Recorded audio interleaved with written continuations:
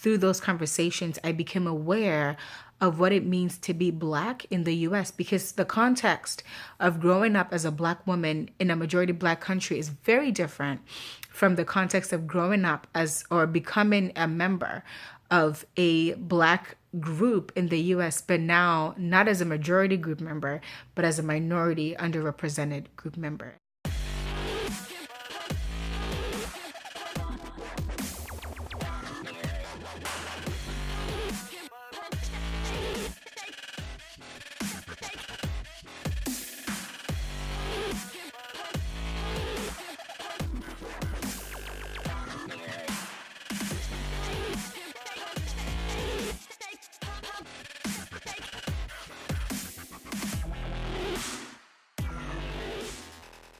I grew up during segregation. There was always some sort of identifying element where people of color were expected to know their place and stay in their place. And so there were always segregated restaurants and places to shop and to eat, and turbulent times where we participated in demonstrations for the right to have equal access. And so even during that time, you would hear adults being referred to as boy and girl, though they were of the age of majority. And sometimes women of color were referred to as gal or girl.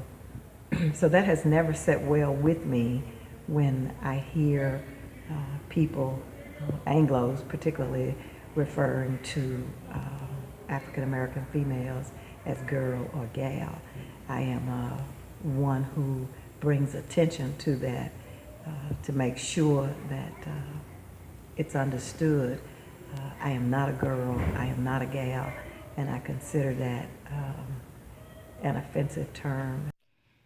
In terms of race identity, so identify as a Black woman, I didn't become aware of my race until I moved to the United States. So I moved here for high school, and then when I started college, I would, get into these conversations with other Black women in my class, and that is when I came to understand that, in the United States, I'm not just a person from Ghana, I'm not just a person from Africa, I'm a Black woman, and through those conversations, I became aware of what it means to be Black in the US, because the context of growing up as a Black woman in a majority Black country is very different from the context of growing up as or becoming a member of a Black group in the US, but now not as a majority group member, but as a minority underrepresented group member. And I think that's kind of where the recognition came for me that, oh, now I'm a Black person. Like, there's different layers to that. There's a different meaning to that in this country.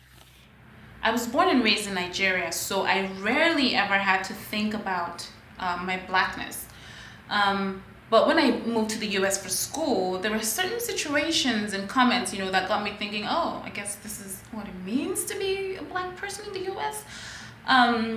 But one story that I want to share is, I remember when I went to do an internship with a non-profit organization that serves a predominantly Black community.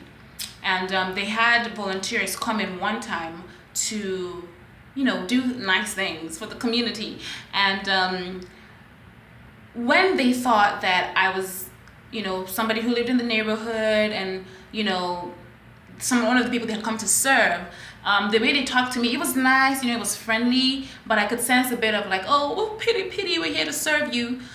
However, when they found out that I had just graduated from college and I was an intern, it kind of changed. It was like they upped, the kind of conversation they were having with me. It was like more intelligent, more like curious about me and wanting to know me and hear my story rather than just, oh, pity, we're here to serve you. And that really got me thinking.